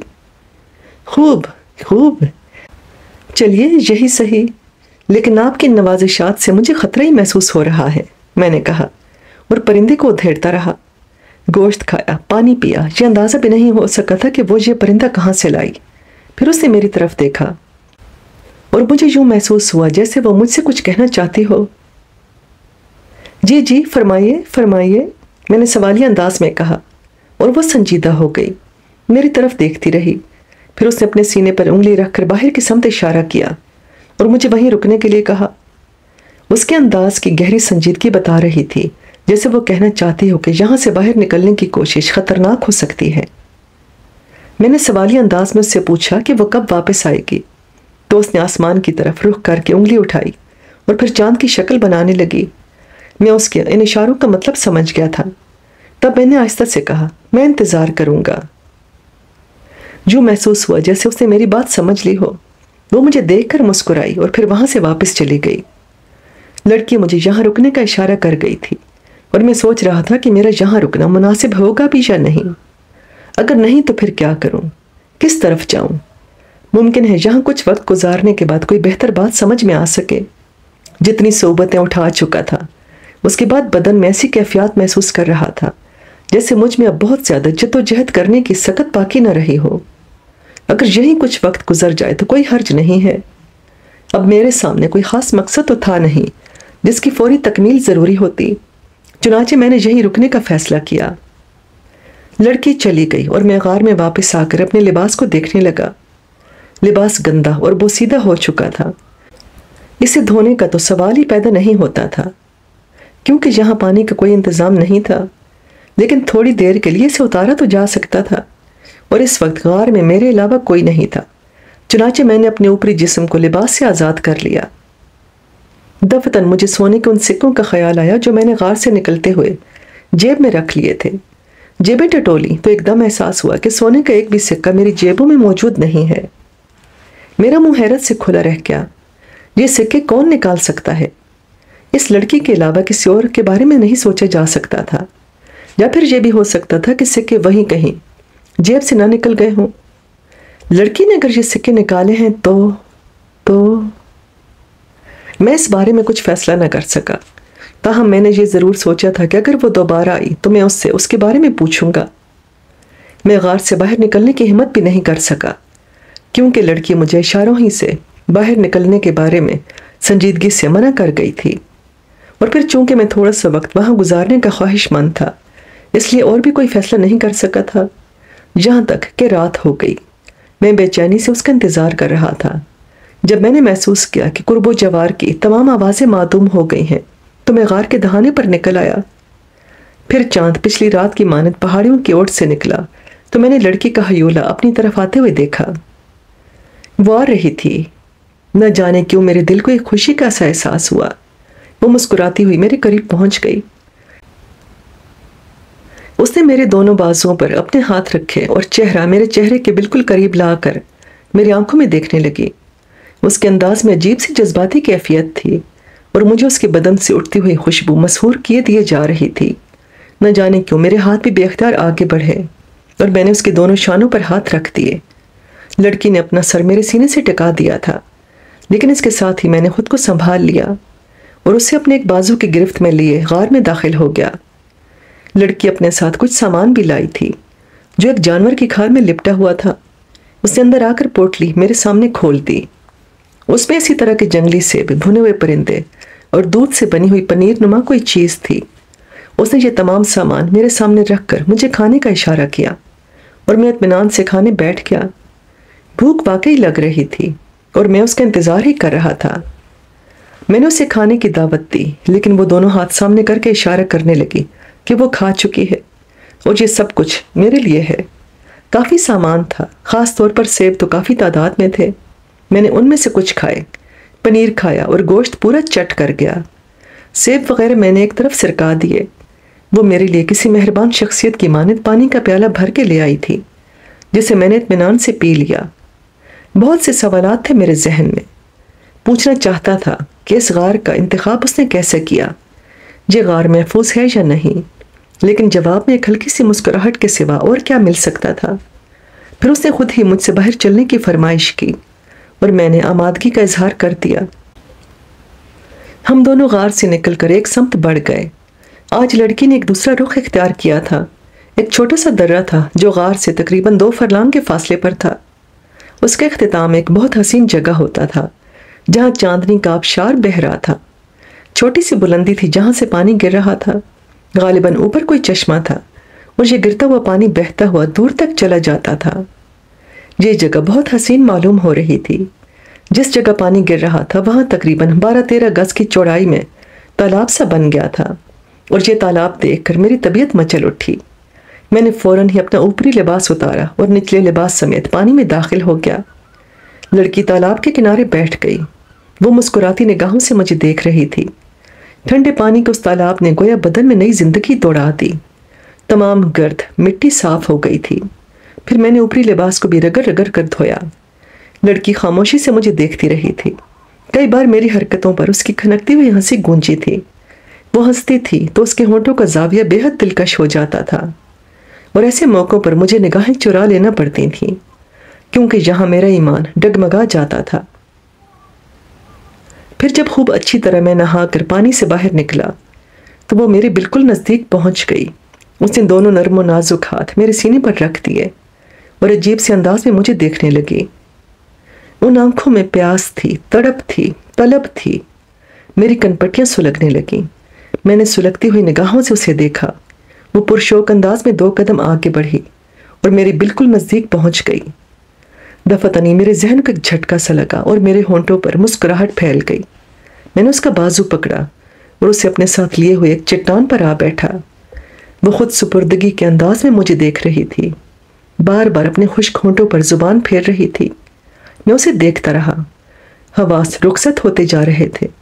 دفتن نکارہ بجنے کی آواز فضا میں گونج اٹھی اور ہم دونوں ہی چونک پڑے۔ لڑکی چوکنے انداز میں ادھر ادھر دیکھنے لگی اور پھر وہ دہشت سے کھڑی ہو گئی۔ اس نے میرا بازو پکڑا اور غار کی طرف دوڑنے لگی۔ دوڑتے ہوئے میں نے اپنا اوپری لباس، جسے میں نے خشک ہونے کے لیے ایک چٹان پر ڈالا ہوا تھا، اٹھا لیا۔ نکارے کی آواز میں پہلے بھی سن چکا تھا۔ ایک لمحے کے لیے میرا دل دھک سے رہ گیا تھا، گویا ان لوگوں کو میرے اطراف میں موجودہ ہونے کی اطلاع مل گئی تھی۔ ہم دوڑتے ہوئے غار میں واپس آ گئے۔ لڑکی نے مجھے غار کے انتہائی اندرونی حصے میں پوشیدہ ہونے کے لیے کہا اور پھر خود برق رفتاری سے باہر نکل گئی۔ میں اس کے باہر نکلنے کے بعد خود بھی غار کے دروازے تک آ گیا اور نکاروں کی آواز کو سننے لگا جو چند لمحات تک فضا میں گونجتی رہیں، اور اس کے بعد ایک ہیبت ناک سکوت چھا گیا۔ اب میں انتظار کر رہا تھا اس بات کا کہ میری تلاش کے لیے کیا کارروائی ہوتی ہے۔ آیا کچھ لوگوں کو میری اس غار میں موجودگی کا علم ہو گیا ہے، یا پھر اس نکارے کی وجہ کچھ اور ہے؟ وقت تیزی سے گزر رہا تھا۔ دماغ میں دھماکے ہو رہے تھے، کان آہٹوں پر لگے ہوئے تھے، لیکن نکارے کی آواز بلند ہونے کے بعد پھر کوئی آواز سنائی نہیں دی تھی۔ تھوڑی دیر کے بعد لڑکی واپس آ گئی۔ اس کی آنکھوں سے سکون کا اظہار ہو رہا تھا، جیسے وہ کہہ رہی ہو سب ٹھیک ہے، فکر کی کوئی بات نہیں، لیکن اس کے ساتھ ہی وہ جانے پر آمادہ تھی۔ اس نے میری طرف ہاتھ ہلایا اور مجھے بتایا کہ وہ پھر آئے گی، میں انتظار کروں۔ پھر وہ چلی گئی، لیکن میں سر پکڑ کر بیٹھ گیا۔ سارا کھیل بگڑ گیا تھا۔ حالات ایک عجیب شکل اختیار کر گئے تھے۔ میں اپنی اس ہمدرد میزبان کے پاس کتنا وقت گزار سکتا تھا؟ اکتاہٹ سی طاری ہونے لگی تھی، اور اب میں بار بار سوچنے پر مجبور ہو گیا تھا کہ جس زندگی کی طرف میں نے قدم بڑھایا وہ میرے لیے مناسب نہیں تھی۔ حالانکہ اپنے گھر سے نکلتے ہوئے میرے ذہن میں قطعی یہ تصور نہیں تھا کہ میں کسی دفینے کے حصول کے لیے سرگرداں ہو جاؤں گا اور اس طرح اپنا مستقبل تعمیر کروں گا۔ گھر سے نکلتے وقت تو میرے ذہن میں کوئی خاص منصوبہ نہیں تھا، بس وہ جذبات کے لمحات تھے جن میں نے گھر چھوڑنے کا فیصلہ کیا تھا۔ لیکن اب بارہا یہ احساس ہوتا رہتا تھا کہ میں نے جلد بازی کر ڈالی تھی۔ ان لوگوں سے فائدہ اٹھاتا جو میری مدد پر آمادہ تھے، اپنے بھائیوں سے اپنا حصہ وصول کرتا، اپنی تعلیم مکمل کرتا، اور پھر اپنے ان سنہری خوابوں کی تکمیل کرتا جو کبھی میرے ذہن میں جاگے تھے۔ میں نے تو ایک آئیڈیل زندگی کے بارے میں سوچا تھا۔ میرے ذہن میں کبھی کبھی جو خواب ابھرتے تھے وہ کچھ اس طرح کے ہوتے تھے کہ ایک ایگریکلچرسٹ بننے کے بعد میں اپنی زمینیں آباد کروں گا اور وہاں اپنے کھیتوں کے بیچوں بیچ ایک ایسا خوبصورت بنگلہ بناؤں گا جو دور سے دیکھنے والوں کو ایک تصویر کی مانند محسوس ہو۔ اس کے چاروں طرف تحد نگاہ کھیت بکھرے ہوں جن میں اپنے ہاتھوں سے کاشتکاری کروں۔ اس بنگلے میں میری چھوٹی سی دنیا آباد ہو، لیکن کچھ زر پرستوں نے مجھ سے میری جنت چھین لی تھی اور میں جذبات کی رو میں بہہ کر ان کے سامنے بڑی باتیں کر کے نکل آیا تھا۔ میرے ذہن میں قطعی یہ منصوبہ نہیں تھا کہ میں کسی ایسے ذریعے سے دولت حاصل کروں۔ اگر غور کیا جاتا تو یہ صاف محسوس ہوتا کہ ان ساری کاروائیوں میں میری کسی خواہش کا دخل نہیں تھا، بس تقدیر میرے لیے راہیں بناتی چلی گئی تھی۔ وہ رات جب میں نے داور کو بوڑھے بابا کی پٹائی کرتے دیکھا تھا، میری اس تباہ کن زندگی کی ابتدا تھی، اور اب یہ طول طویل سفر کر کے میں انسانی زندگی سے اتنی دور نکل آیا تھا کہ وہاں تک جانے کا تصور ہی محال تھا۔ میں سوچتا تھا کہ اگر میں سارے جھگڑوں کو چھوڑ کر یہاں سے فرار ہونے کی کوشش کروں تو کیا تنے تنہا اس میں کامیاب ہو جاؤں گا؟ جن راہوں سے گزر کر یہاں تک پہنچا تھا وہ مجھے قطعی یاد نہیں تھی۔ جنگلوں میں بھٹکتا ہوا مر جاؤں گا، اس کے علاوہ اور کوئی طریقہ کار نہیں تھا۔ لیکن ان وحشیوں کے درمیان کب تک چھپا رہ سکتا ہوں؟ 3 آدمیوں کے قاتل کو وہ معاف نہیں کریں گے۔ چنانچہ اس کی ہمت بھی نہیں پڑ رہی تھی کہ حالات کو نظر انداز کر کے یہاں سے فرار ہونے کی کوشش کروں۔ کوئی ایسا موقع مل جائے مجھے، کوئی ایسی ترکیب ہو جائے کہ میں کنور پربھات اور ڈاکٹر طاہر کو بھی بچا کر یہاں سے نکال کر لے جا سکوں۔ سیمبو تورا اور ندرت کے بارے میں تو اب یہ بھی نہیں کہا جا سکتا تھا کہ وہ زندہ ہیں یا مر گئے۔ غلطی سیمبو تورا ہی کی تھی، اتنے اعتماد کے ساتھ یہاں آیا تھا اور وہ سارے سہارے مٹا دیے تھے اس نے جو کسی طور کامیاب بھی ہو سکتے تھے۔ اس کی خواہش تھی کہ بیلنی کے باشندوں کو آتشی ہتھیاروں سے نقصان نہ پہنچے، لیکن تبتی قبائل کے یہ وحشی کسی طور کم تو نہ تھے۔ ان کے تحفظ کا تصور بے معنی تھا۔ اگر میکی براؤن ہی زندہ رہ جاتا تو کم از کم ہم اس طرح چوہوں کی مانند ان کے قبضے میں تو نہ آ جاتے۔ سارا کھیل ہی کم بخت الٹا ہو گیا تھا۔ اکتاہٹ ذہن پر اس قدر سوار ہوئی کہ میں غار سے باہر نکل آیا اور ایک کھلی جگہ آ کر اطمینان سے لیٹ گیا۔ دل الٹ رہا تھا، کوئی فیصلہ نہیں کر پا رہا تھا اپنی زندگی کے بارے میں۔ تمام خدشات کو نظر انداز کر دیا تھا میں نے۔ اب میں زندگی کی کوئی دوسری شکل چاہتا تھا، جو اگر موت بھی ہو تو مجبوری تھی۔ نہ جانے کب آنکھ لگ گئی اور نہ جانے کب میرے اطراف روشنی پھیل گئی۔ آنکھ کھول کر دیکھا تو وہ بلائے بے درما میرے نزدیک موجود تھی۔ مجھ سے کچھ فاصلے پر بیٹھی تشویش زدہ نگاہوں سے مجھے دیکھ رہی تھی۔ اسے دیکھ کر میں نے گہری سانس لی، غصہ سا آنے لگا تھا۔ اس حسین مورت پر خواہ یہ عذاب میری گردن پر ہر جگہ نازل رہتا ہے۔ اب ان محترمہ کی یہ دلچسپی کس طرح برداشت کی جائے؟ میری اپنی جان پر بنی تھی اور خاتون کو عشق سوجھا تھا۔ مجھے جاگتے دیکھ کر وہ میرے قریب آ گئی، مسکرائی اور قریب بیٹھ کر میرے سینے پر ہاتھ رکھ دیا۔ یہ دل جوئی کا اظہار تھا۔ میں ایک تھکی سی سانس لے کر اٹھ بیٹھا، تب اس نے پیار سے میرا بازو پکڑا اور غار کی طرف چلنے کا اشارہ کیا۔ قید مختلف شکلوں میں ہوتی ہے، آئیے، میں نے گہری سانس لے کر کہا۔ کم بخت پیٹ کی مشین مسلسل مصروف عمل تھی، نظام ہضم پر بھی اثر نہیں پڑا تھا۔ حالانکہ ان حالات میں سنا یہ گیا ہے کہ بھوک پیاس مٹ جاتی ہے، لیکن میری بھوک اور پیاس کو کوئی نقصان نہیں پہنچا تھا۔ اس امید پر حسین محترمہ کے ساتھ غار میں پہنچا کہ وہ یقیناً میرے لیے منو سلوہ لے کر آئی ہوں گی۔ میرا اندازہ غلط نہیں تھا، بنے ہوئے کئی پرندے، پنیر اور دودھ موجود تھا۔ غنیمت تھا کہ زندگی کے اس نازک دور میں خداوند کریم یہ چیزیں ہی میرے لیے بھیج رہا تھا۔ منہ ہاتھ دھونے یا دانت صاف کرنے کا دور گزر چکا تھا۔ میں ویلنی میں تھا، جہاں کی وحشتناک زندگی ان تکلفات کی متحمل نہیں ہو سکتی تھی۔ چنانچہ پیٹ پوجا کرنے بیٹھ گیا اور خوب پیٹ بھر لیا۔ کم از کم کھا پی کر مرنے میں یہ تو سکون تھا کہ قبر میں جا کر بھوک نہیں لگے گی۔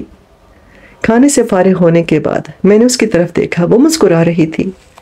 تھوڑی دیر بعد وہ اپنی جگہ سے اٹھی اور غار کے ایک حصے سے ایک بڑی سی پوٹلی اٹھا لائی۔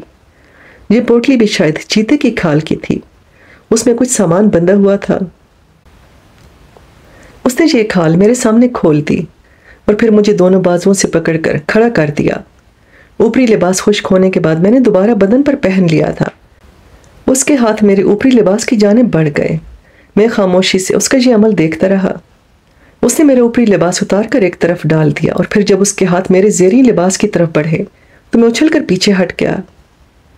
اے خاتون، اپنے اور میرے درمیان کم از کم اتنا فرق تو رہنے ہی دو۔ وہ کھلکھلا کر ہنس پڑی۔ بالکل ایسے ہی لگا تھا جیسے اس نے میری بات سمجھ لی ہو۔ پھر اس نے چیتے کی وہ کھال اٹھائی جسے میں اب تک بیکار سمجھتا رہا تھا، اور اپنے بدن کے نچلے حصے پر اس طرح لپیٹی جیسے مجھے اس کے استعمال کا طریقہ سمجھا رہی ہو۔ میں نے متحجرانہ انداز میں اسے دیکھا اور اس کی بات سمجھنے کی کوشش کرنے لگا۔ دوسرے لمحے میری آنکھیں حیرت سے پھیل گئیں۔ مجھے واقعی شدید تعجب ہوا تھا۔ لڑکی جس منصوبے پر عمل کر رہی تھی وہ جنگل میں رہنے والی کسی الہڑ سی دوشیزہ کے لیے میں نہیں سوچ سکتا تھا۔ وہ مجھے چیتے کی یہ کھال اپنے نچلے بدن پر لپیٹ لینے کے لیے کہہ رہی تھی۔ لیکن اس سے فائدہ؟ میں نے بے اختیار پوچھا۔ وہ خاموشی سے کھڑی مجھے دیکھتی رہی۔ پھر اس نے پوٹلی میں سے لایا ہوا دوسرا سامان نکالا جو عجیب سی چمڑے کی بوتلوں میں بند تھا اور میرے سامنے کر دیا۔ میں ان بوتلوں کو دیکھنے لگا۔ بڑے بڑے جانوروں کی آنتیں کسی طرح پھلا کر انہیں پوٹلی کی شکل دے دی گئی تھی اور غالباً دھوپ میں خشک کر لیا گیا تھا۔ ان بوتل نما پوٹلیوں میں مختلف قسم کے سیال بھرے ہوئے تھے۔ میری آنکھیں حیرت سے پھٹ گئیں۔ میں اس کا مطلب سمجھ گیا تھا۔ چند لمحات میں سوچتا رہا اور پھر میں نے اسے تعاون کیا۔ اس سے رخ بدل لینے کی درخواست کر کے میں اپنا زیریں لباس اتارنے لگا، لیکن وہ اس درخواست کو بھی نہیں سمجھ سکی تھی۔ تب میں نے فوراً آگے بڑھ کر اس کے دونوں بازو پکڑے اور اس کا رخ بدل دیا۔ ایک بار پھر وہ کھلکھلا کر ہنس پڑی تھی۔ کاش میں اس جنگلی ہنسی سے لطف اندوز ہونے کی صلاحیت رکھتا، میں نے دل ہی دل میں سوچا۔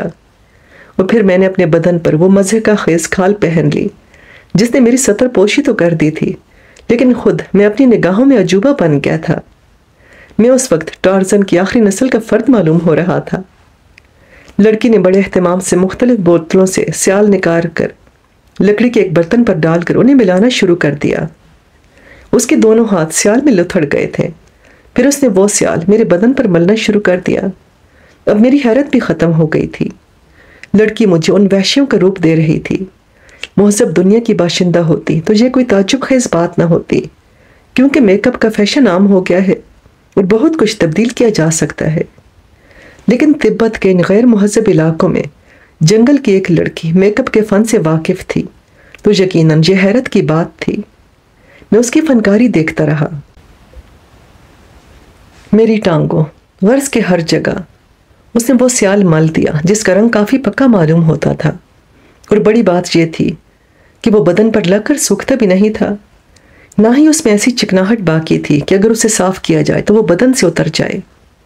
آخر یہ سیال کس نے دریافت کیا اور لڑکی کو اس کے بارے میں کیسے معلومات حاصل ہوئیں؟ میں سوچتا رہا اور وہ مجھے لنگور بناتی رہی۔ جسم کے تمام کھلے ہوئے حصے رنگنے کے بعد اس نے ان پر اس طرح ہاتھ پھیرا کہ کہیں بھی رنگ ہلکا یا بھاری نہ محسوس ہو۔ اس کے بعد چہرے پر نوبت آ گئی اور میں خاموشی سے اس کی حرکات کا جائزہ لیتا رہا۔ پھر اس نے دوسری شیشیاں اٹھائیں اور انگلی ڈبو کر میرے چہرے پر نقش و نگار بنانے لگی۔ بس اسی کی کسر تھی، میں نے آہستہ سے کہا۔ مسکراہٹ تو اس کے ہونٹوں سے چپکی ہی رہتی تھی، آنکھیں شوخی کا اظہار کرتی تھیں۔ میری بات سمجھنے کا کیا سوال پیدا ہوتا تھا؟ بس یہ دائمی مسکراہٹ تھی جو ہر بار یوں محسوس ہوتی تھی جیسے میری کسی بات کے جواب میں ہو۔ اس کے بعد اس نے مجھے ناقدانہ نگاہوں سے دیکھا، میرے گرد کئی چکر لگائے اور آخری کام کر دیا، یعنی میرے سر پر چمڑے کی پٹی چڑھا کر اس میں سرخ رنگ کے 2 پر اڑس دیے۔ سبحان اللہ، اب ایک نیزہ بھی میرے ہاتھ میں دے دیجئے گا۔ اور وہ واپس مڑ گئی۔ اس نے غار میں رکھا ہوا نیزہ اٹھایا اور میرے ہاتھ میں تھما دیا۔ واللہ، آپ تو اہل زبان ہو گئیں، میں نے حیرانگی سے کہا۔ لڑکی نے سامان سمیٹنا شروع کر دیا تھا۔ پھر اس نے غار کے پتھر سے رگڑ رگڑ کر اپنے ہاتھ صاف کیے اور جو کچھ گندگی باقی رہ گئی تھی وہ اطمینان سے اپنے لباس سے رگڑ کر صاف کر لی۔ پھر وہ میرا ہاتھ پکڑ کر مجھے غار سے باہر لے آئی۔ باہر اب دھوپ پھیل چکی تھی۔ اس دھوپ میں میرے بدن اور چہرے پر ملا ہوا سیال خشک ہونے لگا۔ میں نے اپنی کلائیوں کو دیکھا اور یہ دیکھ کر حیران رہ گیا کہ دھوپ لگنے کے بعد وہ بالکل ان جنگلیوں کے رنگ کی ہو گئی تھیں۔ یہی کیفیت باقی بدن کی بھی تھی۔ لباس غار میں ہی پڑا رہ گیا تھا، جس کے بارے میں نے یہ فیصلہ کیا کہ یہ خاتون تو نہیں سوچ سکی میں خود ہی اس سے نجات پا لوں۔ ویسے لڑکی کی اس کوشش سے میں خود بھی متفق ہو گیا تھا۔ حیرت صرف اس بات کی تھی کہ یہ تصور اس کے ذہن میں کیسے آیا اور اس نے یہ اشیاء کہاں سے حاصل کی؟ مجھے احساس ہو رہا تھا کہ اس نے بلا شبہ اس وقت ایک شاندار کارنامہ انجام دیا ہے۔ اس طرح کم از کم مجھے ان جگلیوں کے درمیان نقل و حرکت کی آزادی حاصل ہو گئی تھی۔ یہ دوسری بات ہے کہ میں ان کی زبان نہیں بول سکتا تھا، لیکن کہیں سے گزرتے ہوئے اگر وہ مجھے دیکھ لیتے تو مجھ پر شبہ نہیں کر سکتے تھے، اور اپنی ہی نسل کا کوئی انسان سمجھ کر انہیں میری طرف متوجہ ہونے کی ضرورت نہیں تھی۔ لڑکی بھی اس بات سے مطمئن نظر آ رہی تھی۔ میں واپس پلٹا، اپنے سامان کا بنڈل بنا کر غار کے ایک ایسے گوشے میں چھپا دیا جہاں اسے آسانی سے نہ دیکھا جا سکے، اور اس کے بعد باہر نکل آیا۔ تب وہ میرا ہاتھ پکڑ کر اس سمت چل دی جہاں ہم پچھلی رات گئے تھے۔ پانی کے چھوٹے سے چشمے میں جھانک کر میں نے اپنا حلیہ دیکھا اور لڑکی کی فنکاری پر اش اش کر اٹھا۔ اس نے واقعی میری صورت تبدیل کر دی تھی، اور اب کوئی نہیں کہہ سکتا تھا کہ میں ویلینی کا وحشی نہیں ہوں۔ میں نے متحجرانہ نگاہوں سے اسے دیکھتے ہوئے کہا، تم اگر اس قدر فنکارانہ صلاحیتوں کی مالک ہو تو پھر میرے اشاروں کی زبان کیوں نہیں سمجھتی؟ اس کے چہرے کے تاثرات میں کوئی تبدیلی نہیں ہوئی تھی، جس پر مجھے ایک دم غصہ آ گیا۔ کم بخت اپنی بات سمجھا دیتی ہے اور میری ایک نہیں سمجھتی۔ نیزہ ہاتھ میں تھامے میں لڑکی کے ساتھ وہاں سے آگے بڑھ گیا۔ وہ کیلنڈری انداز میں میری رہنمائی کر رہی تھی۔ تحت نگاہ چٹانیں، درخت اور جھاڑیاں بکھرے ہوئے تھے۔ ویلینی کی آبادی کا یہ دوسرا حصہ دن کی روشنی میں نے اب اچھی طرح دیکھ لیا تھا، لیکن اسے دیکھنے کے بعد بھی کوئی صحیح فیصلہ کرنا مشکل تھا۔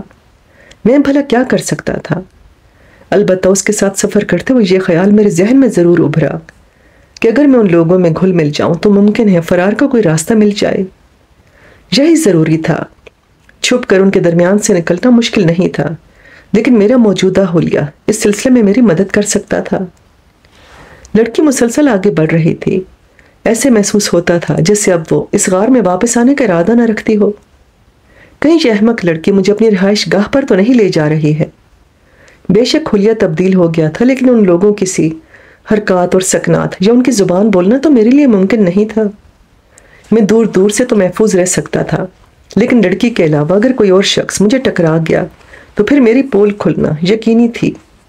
میں رکا تو وہ ٹھٹک کر مجھے دیکھنے لگی۔ اس کی آنکھوں میں سوالیہ کیفیت تھی۔ معزز خاتون، کیا آپ میری رفاقت سے اکتا گئی ہیں؟ کہاں لے جا رہی ہیں مجھے؟ کیا موت کی طرف؟ وہ پریشان نگاہوں سے مجھے دیکھنے لگی، پھر اس نے میرا ہاتھ پکڑا اور آگے بڑھنے کا اشارہ کیا۔ چلیے چلیے، آپ سے تعاون نہ کرنے کا مقصد بھی میں جانتا ہوں، لیکن خدا کے لیے صرف ایک حد تک یہ تعاون طلب کیجیے گا، کیونکہ اس سے آگے کچھ میرے بس میں نہیں ہے۔ دیوار سے باتیں کرنا کیا معنی رکھتا ہے؟ دیوار میرے ساتھ ساتھ چلتی رہی۔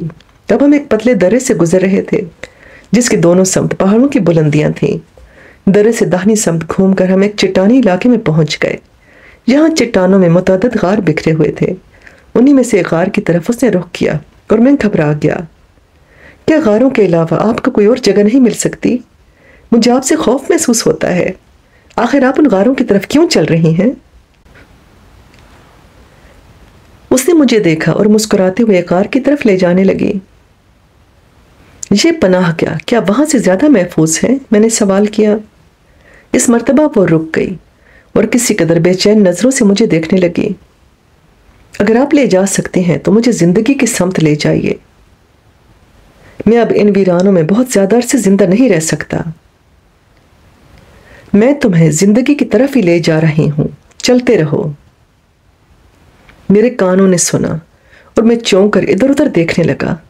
نسوانی آواز تھی، انگریزی زبان تھی، اور یہ آواز اسی لڑکی کے ہونٹوں سے نکلی تھی۔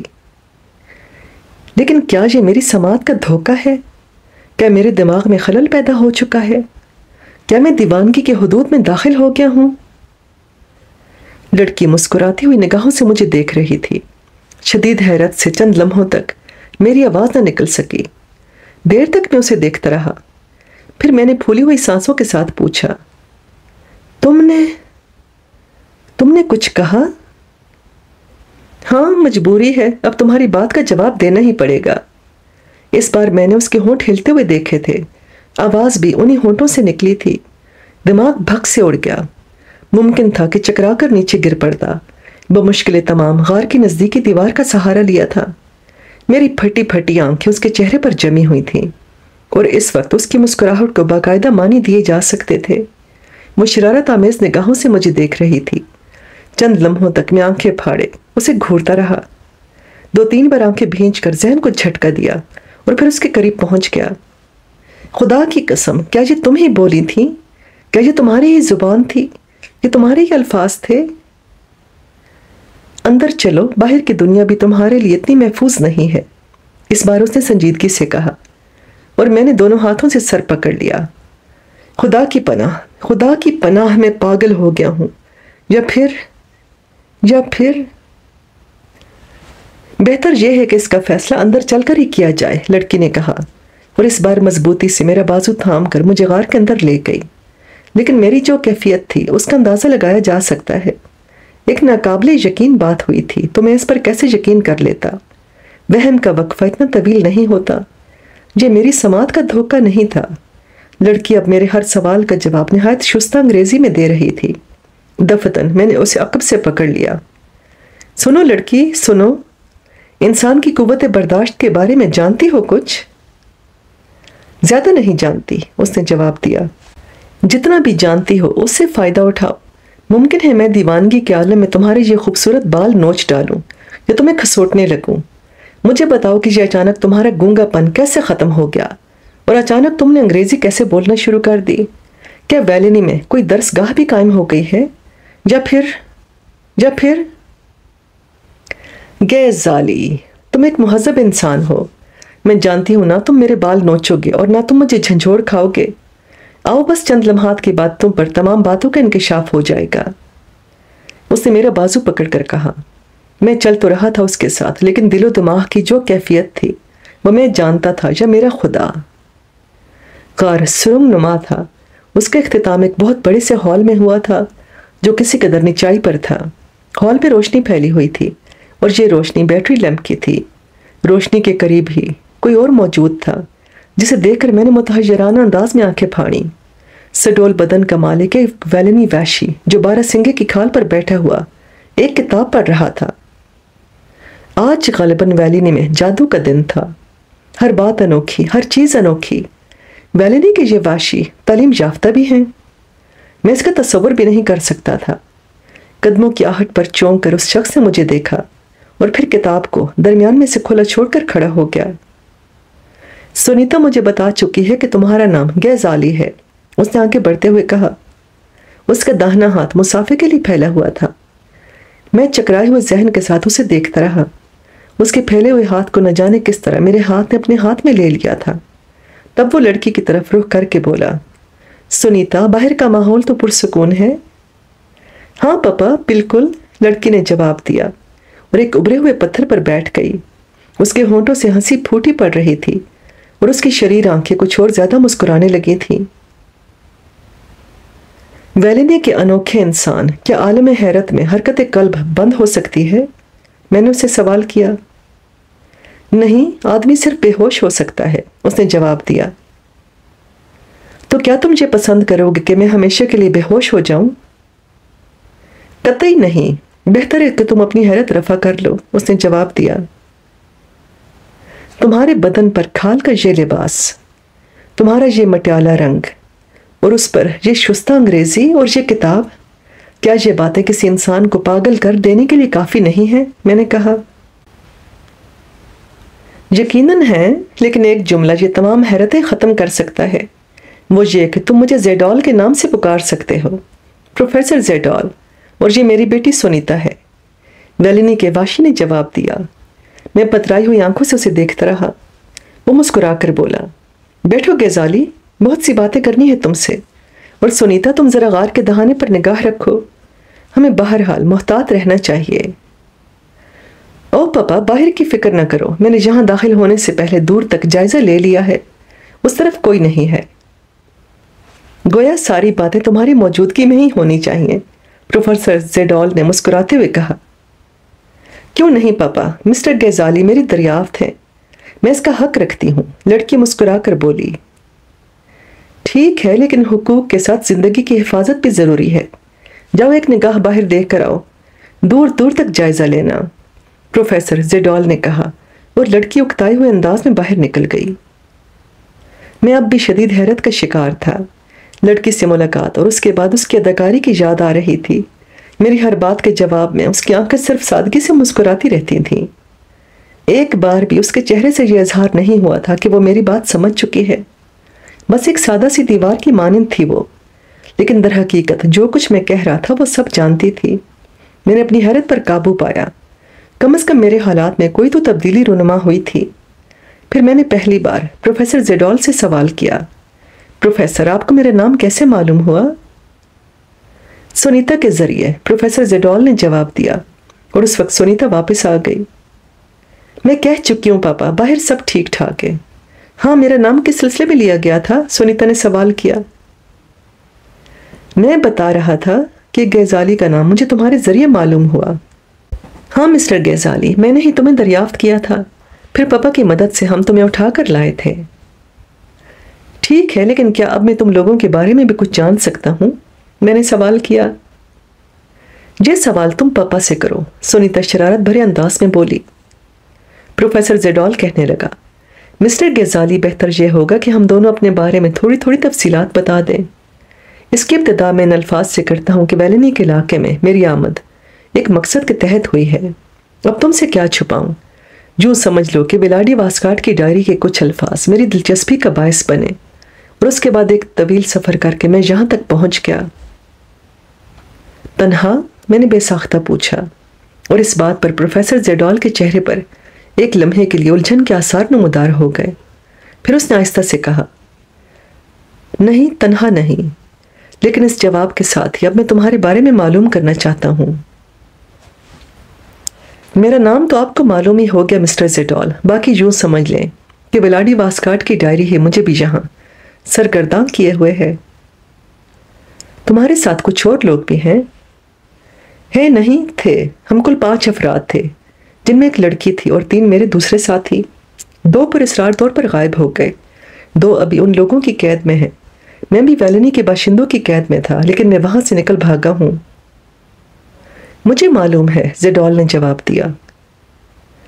اس طرح آپ کو یہ بھی معلوم ہو گیا کہ میری یہاں آمد کا مقصد کیا تھا؟ ہاں، 100%، لیکن ڈیئر غزالی، تمہاری پہنچ مجھ سے کہیں آگے ہے۔ معاف کرنا، میں بہت زیادہ گھما پھراؤ کا عادی نہیں ہوں، صاف گفتگو کرتا ہوں، اور یہ کہتے ہوئے بھی میں ہچکچاہٹ محسوس نہیں کرتا کہ تم میرے لیے ایک اہم مصیبت بن گئے ہو۔ جانتے ہو کیوں؟ نہیں، جانتا تو نہیں، لیکن جاننا چاہتا ہوں۔ تمہارے لباس سے سونے کے چند سکے برآمد ہوئے ہیں، جن کا تعلق اس خزانے سے ہے جس نے بے شمار افراد کو پاگل بنا رکھا ہے۔ میں چونک پڑا۔ مجھے وہ سکے یاد آ گئے تھے جو میں نے اس عظیم الشان خزانے سے حاصل کیے تھے، اور جو غار میں ہوش میں آنے کے بعد مجھے نہیں ملے تھے۔ سکوں کی گمشدگی کا راز اب معلوم ہوا تھا۔ میرا ذہن برق رفتاری سے کچھ فیصلے کرنے لگا۔ پروفیسر زیڈال اور سونیا کی خود سے دلچسپی میں اچھی طرح محسوس کر چکا تھا۔ اب مجھے اس روشنی میں ان لوگوں سے گفتگو کرنی تھی۔ ہاں، سکے میرے پاس موجود تھے اور بے ہوشی کے دوران غائب کیے گئے۔ میرے پاس موجود ہیں وہ، تمہاری امانت کے طور پر۔ ٹھیک ہے، ان ویرانوں میں اس امانت کا کیا کیا جا سکتا ہے مسٹر زیڈال؟ بیکار سی چیز ہے اب وہ خزانہ ہمارے لیے۔ نہیں دوست، ایسی بات نہیں۔ میں بھی تمہیں ساری تفصیلات نہیں بتاؤں گا، لیکن آہستہ آہستہ چند باتیں تمہیں بتا دی جائیں گی۔ میری طرف سے ایک پیشکش قبول کرو، وہ یہ ہے کہ میں تمہیں مکمل طور پر پناہ دے سکتا ہوں۔ تمہارے ساتھیوں کے بارے میں تو کچھ نہیں کہہ سکتا کہ میں ان کی بازیابی میں کامیاب ہو سکوں گا یا نہیں، اور اگر ان سے تمہارا کوئی ذہنی لگاؤ نہیں ہے تو پھر یوں سمجھو کہ تقدیر نے تمہیں تنہا یہ موقع دیا ہے۔ ہمارے تمہارے درمیان سودے بازی ہو سکتی ہے، بشرطے کہ تم اسے پسند کرو اور اس سلسلے میں اپنی شرائط مجھے پیش کر دو۔ سودے بازی؟ میں نے پروفیسر کو دیکھا۔ کس قسم کی؟ سونے کے وہ سکے تمہارے پاس کہاں سے آئے؟ پروفیسر زیڈال نے مجھے دیکھتے ہوئے سوال کیا۔ فرض کرو پروفیسر زیڈال، میں اس خزانے کا راز معلوم کر چکا ہوں۔ ایسی حالت میں نے اپنا جملہ نامکمل چھوڑ دیا اور پروفیسر زیڈال کے نگاہوں میں ایک عجیب سی چمک پیدا ہو گئی۔ اب میں اسے چونکہ دوسری نگاہ سے دیکھ رہا تھا، اس لیے مجھے یہ مہذب وحشی اتنا حیرت انگیز نہیں لگ رہا تھا اور میں اس کی کیفیات کو محسوس کر سکتا تھا۔ میرا بھی یہی خیال ہے کہ تم کسی طرح اس خزانے تک پہنچ چکے ہو۔ بہرحال دل تو میرا یہ چاہتا ہے کہ فوراً ہی تم سے اس بارے میں تفصیلات معلوم کر لوں، لیکن ظاہر ہے تم نہیں بتاؤ گے کیونکہ اسی پر تمہاری زندگی کا بھی انحصار ہے۔ میں صاف کوئی سے بات کرنا پسند کرتا ہوں۔ کیا میں نے غلط کہا؟ نہیں پروفیسر زیڈال، تم ٹھیک کہتے ہو، میں نے جواب دیا۔ تو دوست، کیا یہ نہیں ہو سکتا کہ تم خزانے کے اس راز میں مجھے بھی شریک کر لو؟ میں ویلینی کے ان باشندوں سے تمہارا تحفظ کروں گا، تمہیں ہر طرح کی آسانیاں فراہم کروں گا، اور اس کے بعد وہ خزانہ حاصل کریں گے اور پھر یہاں سے نکل چلیں گے، اگر تم اس پر تیار ہو۔ کیا یہاں سے نکلنا اتنا ہی آسان ہوگا؟ تم آسانی کی بات کرتے ہو، میں کہتا ہوں یہ ہماری زندگی کا سب سے مشکل کام ہوگا، لیکن خزانے آسانی سے نہیں حاصل ہو جاتے، بے حد دشواریاں اور الجھنیں برداشت کرنا پڑیں گی ہمیں، لیکن میں تمہیں اس بات کا یقین دلاتا ہوں کہ میں انتہائی حد تک خزانے کو یہاں سے نکالنے کے لیے آسانیاں فراہم کر سکتا ہوں۔ میرے پاس اس کے ذرائع موجود ہیں۔ السلام علیکم لسنرز، آپ سن رہے تھے آپ کے پسندیدہ تخلیق کار ایم اے راحت کی تخلیق سامون کی 33ویں قسط حمیرہ کی آواز میں۔ آج کی قسط ہم اس موڈ پر ختم کرتے ہیں۔ امید ہے یہ کہانی آپ کو پسند آ رہی ہوگی۔ آج کی قسط اتنی تھرلر تھی اور اتنی ایڈونچرس کہ خود بھی میں بھی بہت ایکسائٹڈ ہو گئی تھی پڑھتے ہوئے۔ امید ہے آپ کو بھی اتنی ہی پسند آئی ہوگی۔ اگر آپ میرے چینل پر نئے ہیں اور کانٹینٹ آپ کو پسند آ رہا ہے تو پلیز میرے چینل کو سبسکرائب کیجیے گا۔ انشاءاللہ پھر ملیں گے بہت جلد کسی اور نئی کہانی کے ساتھ، جیسی کہانی کی نئی قسط کے ساتھ۔ ابھی کے لیے اللہ حافظ۔